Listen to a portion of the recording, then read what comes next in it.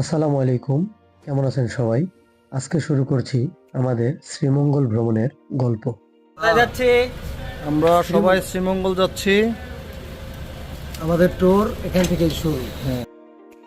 গাজীপুর থেকে আমাদের যাত্রা শুরু হয় রাতের অন্ধকারে। আমরা এখন এখানে খিচুড়ি খাবো। এখানে খিচুড়িটা খুব ভালো, যদিও ভিতরে যাইনি, দেখি, আশা করি পাবো। চলো সবাই।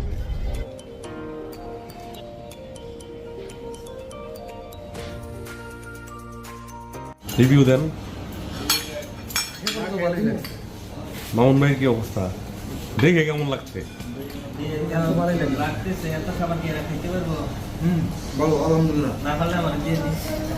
ভালো খাওয়া ভালো। সদীপ ভাই, খাবার কেমন লাগছে? খাবার মাশাআল্লাহ আলহামদুলিল্লাহ খুব ভালো, তবে পরিমাণে কম ছিল। ভাই আগের থেকে কম। আমরা যে কবারই খাওয়া দাওয়া করছি এই জায়গায়, এবার একটু কম ছিল। তো তবে আলহামদুলিল্লাহ ভালো। আমরা এখন আবার রওনা দিব, চলেন সবাই ইনশাআল্লাহ। শহরের ব্যস্ততা পিছনে ফেলে আমরা এগিয়ে যাই সবুজের শহর শ্রীমঙ্গলের দিকে। দীর্ঘ রাতের ভ্রমণের পর ভোরের আলো ফুটতেই পৌঁছে যাই শ্রীমঙ্গলে। একটা শান্ত, সতেজ আর প্রকৃতিতে ভরা জায়গা। আর এখান থেকেই শুরু হয় আমাদের প্রকৃতির সাথে এক দারুণ যাত্রা। শ্রীমঙ্গলে ঢোকার মুখেই চোখে পড়ে চা পাতার ঝুড়ি কাঁধে এক নারীর ভাস্কর্য। যেন এই শহরের পরিচয়টাই প্রথমে জানিয়ে দেয় চা আর সবুজের শহর। আমরা চলে আসছি। চায়ের দেশে স্বাগতম। এখানে কিছুক্ষণ দাঁড়িয়ে ছবি তুলে আমরা এগিয়ে যাই শহরের দিকে। দিনটা শুরু করার আগে দরকার ছিল একটা ভালো নাস্তার। মামুন ভাই, ভাইয়া কি অবস্থা? চলে আসছি সকাল সকাল। কোথায় যেন? শ্রীমঙ্গল। শহরে ঢুকে আমরা চলে যাই বিখ্যাত পানসি রেস্টুরেন্টে সকালের নাস্তার জন্য। নাস্তার পর আমরা রওনা দিলাম সেই জায়গার দিকে যেখানে শ্রীমঙ্গলের আসল সৌন্দর্য লুকিয়ে আছে। শ্রীমঙ্গলের রাস্তা যেন আলাদা একটা অনুভূতি। মাঝখান দিয়ে সোজা রাস্তা, দুই পাশে অসীম সবুজ চা বাগান। এই পথটাই যেন নিজেই একটা গন্তব্য।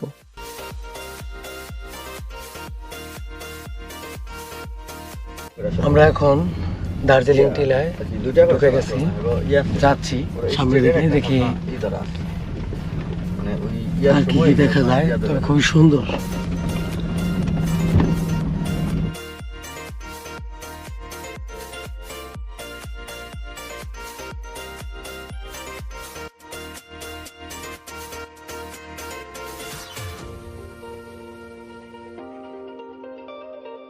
প্রথমেই আমরা যাই এমার খান টি এস্টেটে, যেটা দার্জিলিং টিলা নামেও পরিচিত। উঁচু নিচু টিলার উপর ছড়িয়ে থাকা চা গাছ, হালকা বাতাস আর স্নিগ্ধতা, সব মিলিয়ে জায়গাটা ছিল অসাধারণ। এখানে হাঁটতে হাঁটতে মনে হচ্ছিল আমরা যেন প্রকৃতির একদম কাছাকাছি চলে এসেছি। কিন্তু এখানেই শেষ না, এরপর আমরা দেখলাম আরো সাজানো আর ভিন্ন এক চা বাগান। এমার খান টি এস্টেট। আমরা আইসা পড়ছি এখন এই যে উপরে। ওইখান থেকে দাঁড়ায় পুরো মোটামুটি ভিউ পাওয়া যায় এই বাগানের। এটা দার্জিলিং হিল বলে, দার্জিলিং টিলা। হ্যাঁ, আসছি প্রথমে আমাদের আসতে দিতে চায় নাই। এখানে গাছে আপনার এই যে চায় নতুন কুড়ি বের হইতেছে। হ্যাঁ, এখন মানুষ তেমন একটা কাছে আসতে দেয় না কুড়ির কাছে, বা কেউ যদি নষ্ট করে বা বুঝতে না পারে। যেমন এই যেগুলো সব নতুন কুড়ি, এই যেগুলা চায়ের একদম নতুন কুড়ি। তোমার বাগানটা দেখেন কত সুন্দর। এই যে আমরা যাচ্ছি একটু উপর দিকে উঠতেছি, এই যে সবাই একে একে আসতেছে। এখন আসছি, ভালো হয়েছে ভাই। খুবই সুন্দর দার্জিলিং টি স্টেট। চমৎকার জায়গা, ক্লান্তি দূর হয়ে যায়। আসলে খুবই সুন্দর জায়গা। এই যে হাঁটতেছি এমার খান টি স্টেট। উপর থেকে ভিউ আশা করি আর অনেক সুন্দর লাগবে। এই দেখেন ভিউ। ওই পাশে বসার জায়গা আছে, চায়ের ইয়ে মাঝখানে, ওই যে ডান পাশে জায়গাও তো সুন্দর বসার জায়গা। সুন্দর বাংলাদেশ। ওই যে চা শ্রমিকরা কাজ করে যাইতেছে। অস্থির একটা জায়গা, অস্থির। উপর থেকে দেখলে বোঝা যায় প্রকৃতি কত সুন্দরভাবে নিজেকে সাজিয়েছে। টিলার পর টিলা জুড়ে সবুজের এক অসীম বিস্তার। যেন নিখুঁতভাবে কার্পেট বিছানো। এই জায়গাটা শুধু দেখার না, অনুভব করার, যেখানে নীরবতার মাঝেও প্রকৃতি গল্প বলে।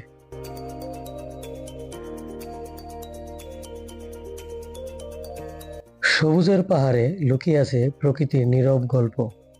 উঁচু নিচু টিলার মাঝে হারিয়ে যাওয়াটাই আসল ভ্রমণ। এখানে প্রতিটি পথই নতুন এক অনুভূতির শুরু।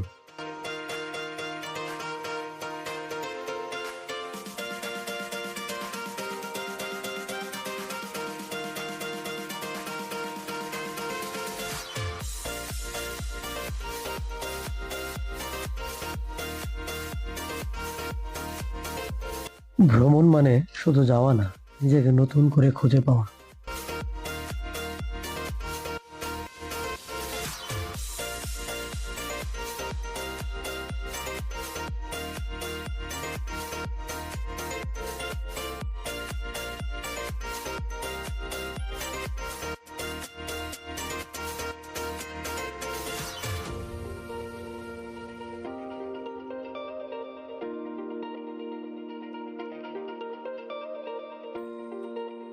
জায়গাটা খুবই সুন্দর, অস্থির, মনোমুগ্ধকর। আমার বলার ভাষা নাই, আমি বলতে চাইছিলাম, বলতে দিল না। এই জায়গা সুন্দর, এরা মানুষও সুন্দর, ভালো, তবে আসলে অনেক সুন্দর। মুখে আসলে এইভাবে প্রকাশ করা যাবে না। যে আসবে, আমি যেরকম চোখে দেখছি, ফিল করছি, যারা আসবে, আসবে, দেখবে, feel করবে, আসতেই আছে। ভালো লাগবে, তাই না? নিজে আসলে, নিজে চোখে দেখলে ভালো লাগবে। এটা ভিডিওতে আসলে যতটা উপলব্ধি করা যায়, নিজে দেখলে, কাছ থেকে দেখলে, তাহলে এটা আরো বেশি ভালো লাগে। এখন তো আসলে চায়ের নতুন কুড়ি ফোটার সময়, তার কারণে মালিকরা হচ্ছে চায়ের যাতে গুণাগুণটা ভালো থাকে, চা পাতাটা ভালো থাকে, এই জন্য আসলে গ্যাদারিংটা হয়তো করতে দিচ্ছে না। আসলে যেহেতু আমরা কষ্ট করে আসছি, তো বড় ভাইদের নিয়ে আসছি, না আসলে না আসলে আসলে এত আমরা মিস সুন্দর করতাম। এত সুন্দর একটা সুন্দর একটা বাগান, চা বাগান। এবং এটা এমআর খান টি স্টেট, কিন্তু দার্জিলিং হিল নামে এটা পরিচিত। এবং আসলে অনেকে বুঝবে না যে এটা বাংলাদেশে না দার্জিলিংয়ে আছি। বিশেষ করে যদি এই পর্যটন খাতটাকে আরো ভালো করা যেত।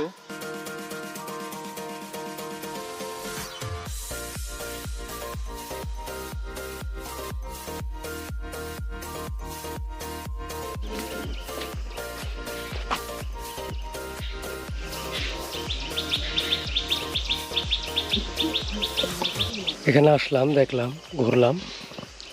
জায়গাটা খুবই সুন্দর, চমৎকার একটা জায়গা। যদি শ্রীমঙ্গলে নেক্সটে আসেন, অবশ্যই এখানে আসার চেষ্টা করবেন। তবে এখানে আসলে সবসময় ঢুকতে দেয় না, এটা একটা প্রাইভেট প্রপার্টি। আমরা ব্যবস্থা করে ঢুকছি কথা বইলা। তবে জায়গাটা ভালো, আসলে অবশ্যই ঘুরে দেখতে পারেন। খুবই সুন্দর জায়গা, বাংলাদেশে সুন্দর একটা চা বাগান। দার্জিলিং হিল নামে পরিচিত এটা শ্রীমঙ্গলে।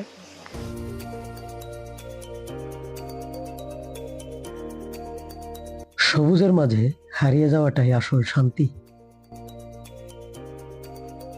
এরপর আমরা যাই জেরিন টি এস্টেটে, যা ইস্পাহানি গ্রুপের একটি অংশ। এই বাগানের সৌন্দর্য একটু ভিন্ন, আরো পরিপাটি, আরো বিস্তীর্ণ। সারি সারি চা গাছ, যেন নিখুঁতভাবে সাজানো সবুজের নকশা। এই জায়গাটা সত্যিই দেশের অন্যতম সুন্দর ও গোছানো চা বাগানগুলোর একটি।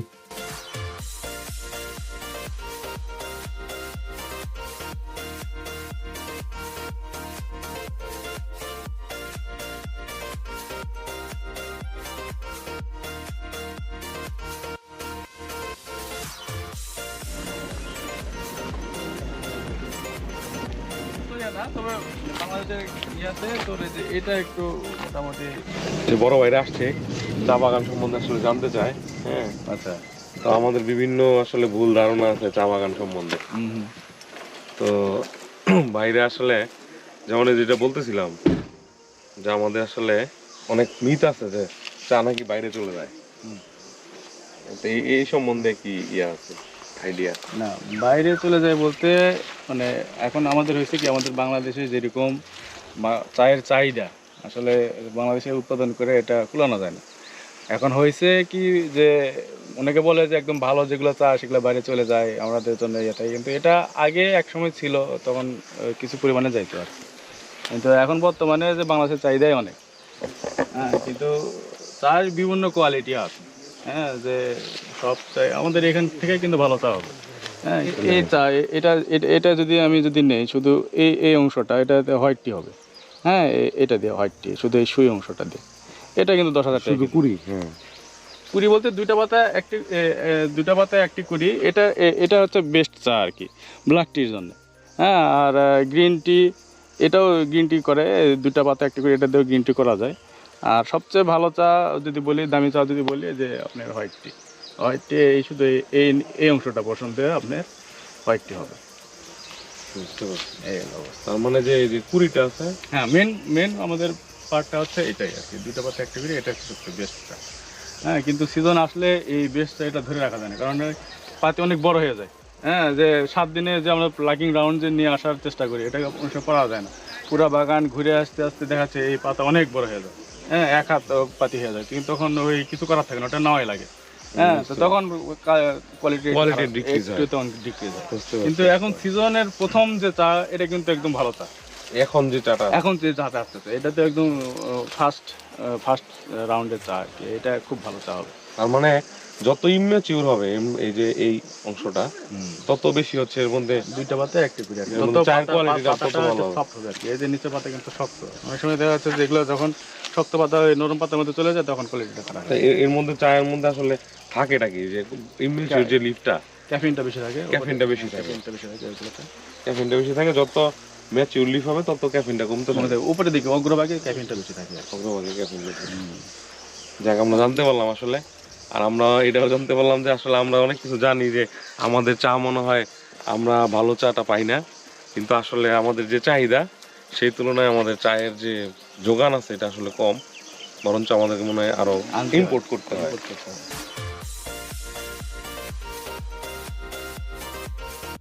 এই বন্ধু সজীব, এই টি স্টেটের সার্টিফিকেট অফিসার। শাকিল ভাই, কি অবস্থা? কেমন লাগতেছে? অস্থির অস্থির, মানে এক কথা অসাধারণ। তার বিষয়টা তুই যে ভাই বললি, হ্যাঁ, আমরা আসলে অনেক কিছু ভুল জানতাম, ওইটাই। যে আমাদের দেশ থেকে মনে হয় ভালো চা আসলে চলে যায়, তাহলে কিন্তু আজকে যেটা জানলাম, খুব ভালো একটা নিউজ, যে আসলে আমাদের যে বাগান আছে এগুলো আমরা যোগান দিয়ে শেষ করতে পারি না, বরঞ্চ বাইরে থেকে ইম্পোর্ট করতে হয়। এমনকি কেনিয়া থেকে নাকি আনতে হয়। চেষ্টা করা যায়। বাগানটা কিন্তু খুব সুন্দর। বাগানটা খুব সুন্দর, ইস্পাহানির বাগান। ইস্পাহানি। যদিও আমরা কোনো মার্কেটিং বা ব্র্যান্ডিং করতেছি না, আমরা ঘুরতেছি, বাগান ঘুরতেছি, জাস্ট স্টেট ঘুরতেছি একটা থেকে। তাদের চলতেছি, যাইতেছি, এটা আমরা সবাই।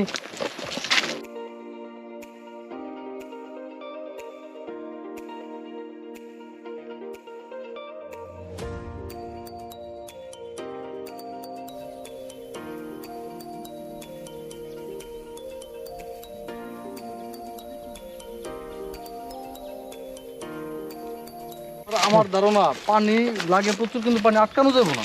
না, পানি আটকানো যাবে না, কারণ চা বাগানের জন্য, আপনার চায়ের গাছের জন্য আসলে পানি আটকা থাকলে ওখানে আবার চারা মারা যাবে।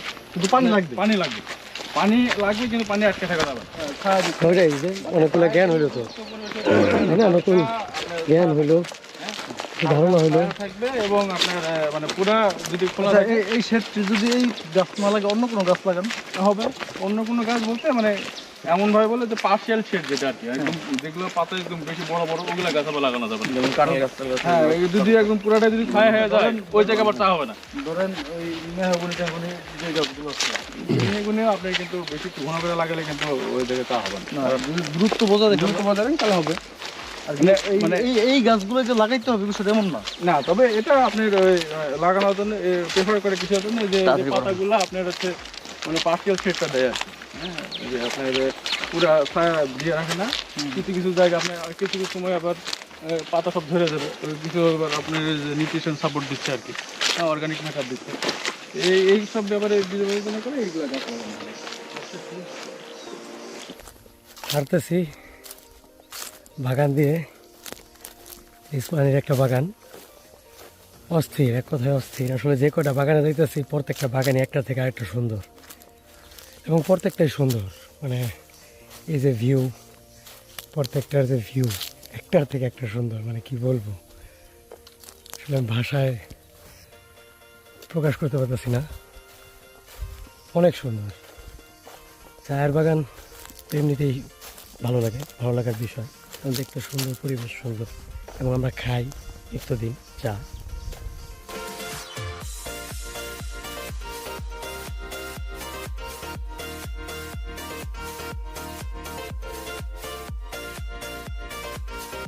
উপরে থেকে দেখলে বোঝা যায় কত যত্ন আর পরিকল্পনায় সাজানো এই বাগান। প্রতিটা লাইন, প্রতিটা প্যাটার্ন একসাথে মিলে তৈরি করেছে অসাধারণ এক দৃশ্য। এখানে প্রকৃতি আর মানুষের কাজ একসাথে মিশে গেছে।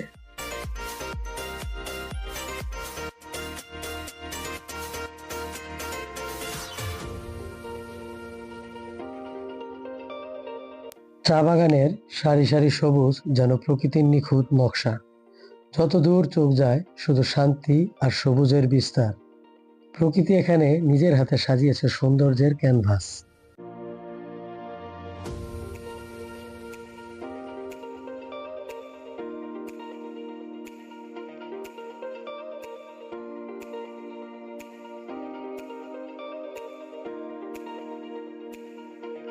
যেখানে চোখ যায় মন সেখানেই থেকে যায়।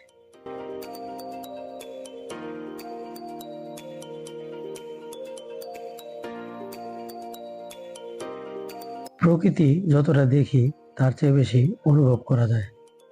ভ্রমণ আমাদের শেখায় পৃথিবী কতটা সুন্দর।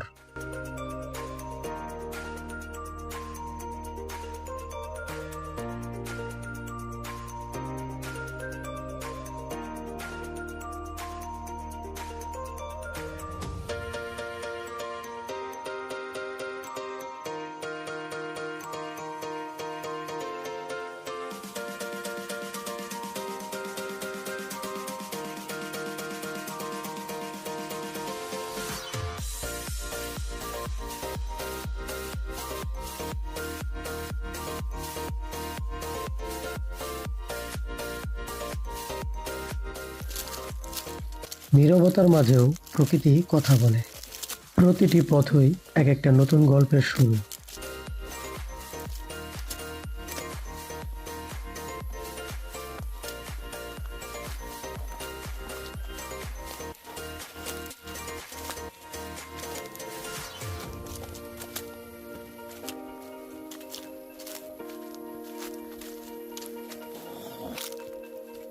জেরিন টেস্ট। গ্যারেন্টি স্টেটে আসলাম।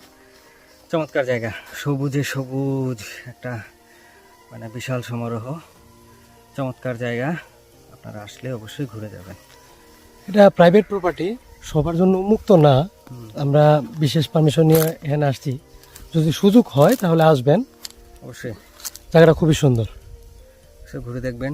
প্রত্যেকটা জায়গা মানে প্রত্যেকটা স্পট ভিতরে বিশাল এরিয়া, আপনাদের যতটুকু সম্ভব ঘুরে দেখবেন। আমরা যথেষ্ট ঘুরে দেখছি, আর অনেক জায়গা আছে। হ্যাঁ, মানে অনেক সময় নিয়ে ঘুরতে হবে, সময় হাতে আমরা নিয়ে আসলে হাঁটতে হাঁটতে ক্লান্ত হয়ে গেছি।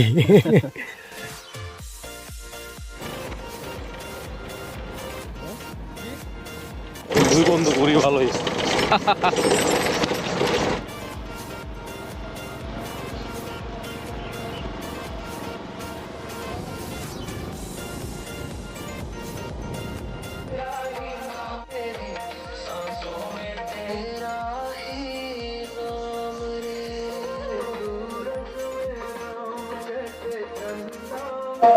আজকে আমরা আসছি যে ইস্পাহানি টি স্টেটে। এখানে আজকে হচ্ছে বাসন্তী পূজা, বসন্তের পূজা। আজকে ওদের কাজ বন্ধ, এখানে পূজা চলতেছে যে জায়গায়।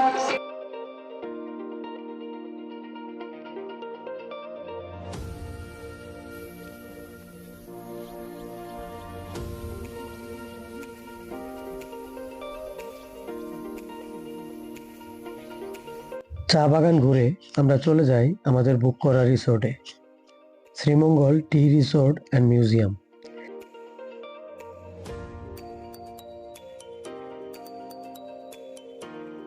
রিসোর্টে ঢোকার পরটাই ছিল দারুণ। পাহাড়ি ঢালু রাস্তা, চারপাশে সবুজ, একদম শান্ত পরিবেশ। টিলার ঢালু পথে ধীরে ধীরে এগিয়ে যাচ্ছে গাড়ি, চারপাশে ছড়িয়ে থাকা সবুজ গাছপালা আর নীরব পরিবেশ। এই পথটা যেন রিসোর্টে পৌঁছানোর আগেই এক আলাদা অনুভূতি তৈরি করে দেয়। সূর্যের নরম আলো পাতার ফাঁক দিয়ে এসে রাস্তায় পড়ে। হালকা বাতাসে দুলছে গাছের ডাল, মনে হয় প্রকৃতি নিজেই আমাদের স্বাগত জানাচ্ছে। এই পথটা শুধু রাস্তা না, এ যেন শহরের ব্যস্ততা থেকে শান্তির দিকে যাওয়ার একটা ছোট্ট যাত্রা, যেখানে প্রতিটি বাঁকেই লুকিয়ে আছে নতুন এক প্রশান্তি। এখানে গাড়ি যত এগোয় মনটা তত হালকা হয়ে যায়, আর মনে হয় ঠিক জায়গাতেই আসা হয়েছে।